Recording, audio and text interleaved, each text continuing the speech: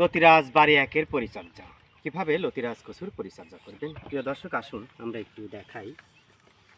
লতি দেখেন, এই দেখেন লতিগুলো, এই দেখেন লতি, এই যে লতি, এই যে লতি, এই যে লতি।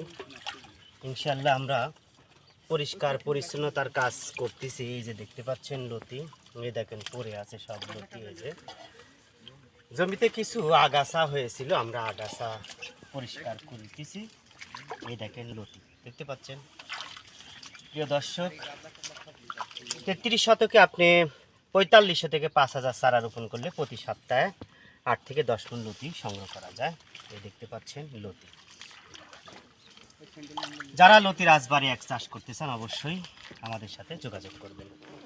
সাধারণত গাছের কিছু মোড়া পাতা থাকে, এই পাতাগুলো পরিষ্কার করে দিতে হয়। যে পাশেগুলো দেখেন, দেখতে পাচ্ছেন পরিষ্কার করতেছি আমরা, পরিষ্কার পরিচ্ছন্নতার কাজ করতেছি। আমরা সার দিব ইনশাল্লাহ, সারের অভাব রয়েছে জমিতে, সার প্রয়োগ করব দেখতে পাচ্ছেন।